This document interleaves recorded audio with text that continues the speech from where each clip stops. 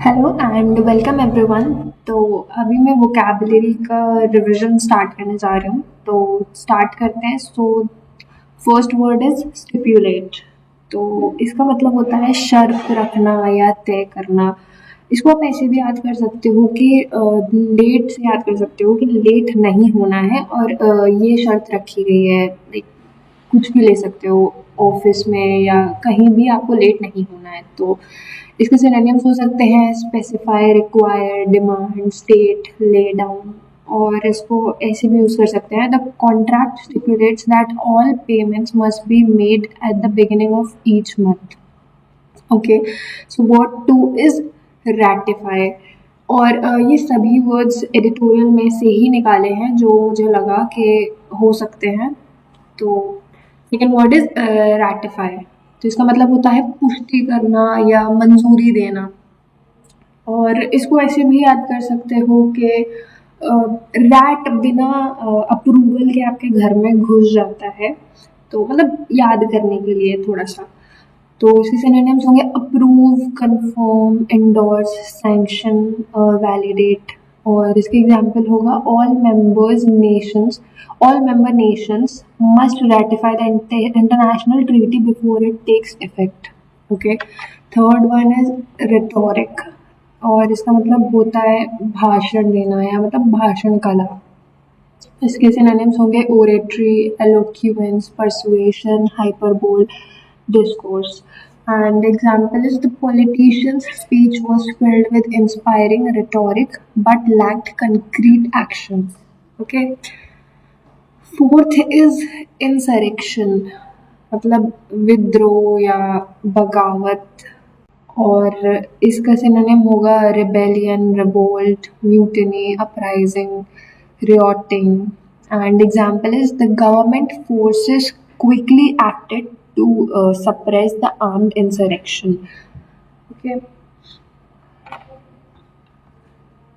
so fifth word is defiance, मतलब अनादर करना या चुनौती। तो इसको ऐसे भी याद कर सकते हैं, मतलब डिनाई करना। डिफाइंस, डिफाई और डिनाई, तो ऐसे कर सकते हो आप याद। तो इसके सिनोनिम्स हो जाएंगे रेसिस्टेंस या डिसओबीडियंस, अपोजिशन, कन्फ्रंटेशन, रिबेलियन। ठीक है। Example is in an act of bold defiance, she refused to follow the unjust orders. Okay, तो सिक्स्थ वर्ड इज पेवमेंट, मतलब फुटपाथ। ओके, तो इसके सिनोनिम्स होंगे side walk, footpath, walkway, paved road, asphalt. और इसको मतलब ऐसे भी याद कर सकते हो कि आप कुछ खरीदते हो किसी स्ट्रीट स्टोर से, तो आप पेमेंट कहाँ करते हो? उस स्ट्रीट रोड पर ही करते हो या फुटपाथ पर ही करते हो। तो इस तरीके से याद कर सकते हो। बाकी example is pedestrians are advised to walk on the pavement for safety. Pavement और पेमेंट से थोड़ा रिलेट करके, मतलब सेवेंथ इज रिडंडेंट। ठीक है, तो इसका मतलब होता है अतिरिक्त या निरर्थक। एंड इसका सिनोनिम्स हो सकते हैं unnecessary, superfluous, excess, surplus, repetitive. ठीक है। री का मतलब होता है अगेन। एंड ये जो लास्ट में जो डांट है, इसको आप हिंदी की डांट की तरह भी अज्यूम कर सकते हो। तो मतलब बार बार अगर आपको कोई डांट रहा है तो ये बहुत ही अननेसेसरी हो जाता है। ठीक है, तो ऐसे इसको याद कर सकते हो। बाकी एग्जाम्पल होगा इसका with automated software in place, manual data entry become completely redundant. Okay, eighth word is inevitable, तो जिसका मतलब होता है अपरिहार्य। तो इसके सिनोनिम्स होंगे unavoidable, certain, inescapable, predetermined, assured. And इसको ऐसे भी याद कर सकते हो, एविट को एग्जिट एक बार के लिए अज्यूम कर सकते हो। तो इनएग्जिटेबल मतलब जहाँ से निकलना पॉसिबल नहीं है, इनएस्केपेबल जैसे ये भी है।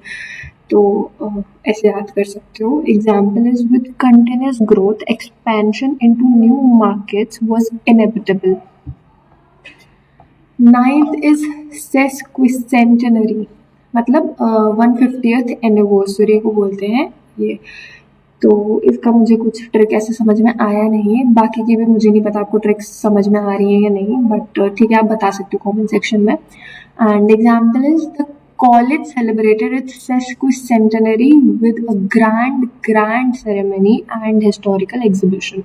Okay, so the 10th is grievance. Grievance मतलब शिकायत या कष्ट, और इसके वर्ड में ही स्टार्टिंग में ग्रीव आ रहा है, तो ग्रीव का मतलब ही दुख होता है, तो उस तरीके से भी याद कर सकते हो। कंप्लेंट, अगर आपकी कंप्लेंट आएगी तो दुख ही होगा, ठीक है, ऐसे करके complaint, objection, injustice, resentment, grudge.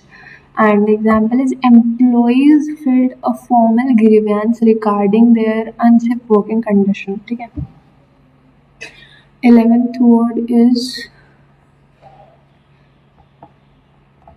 word is curative, and इसका मतलब हो सकता है नहीं, 11th word is curative and इसका मतलब है रोगनाशक। इसके वर्ड में ही क्योर आ रहा है, तो क्योर का मतलब ही हीलिंग होता है, तो इसके सिनोनिम्स भी हो जाएंगे healing, therapeutic and medicinal, restorative, remedial. And example is the natural hot springs are believe to possess remarkable curative properties, ठीक है। 12th and the last word is imperative, तो इसका मतलब होता है अनिवार्य या अति आवश्यक। तो इसमें से याद कर सकते हो कि इसमें जो बीच में वर्ड है पैर, इम्पेरेटिव में पैर है, तो पैर होना बहुत ही आवश्यक होता है, ऐसे आप याद कर सकते हो।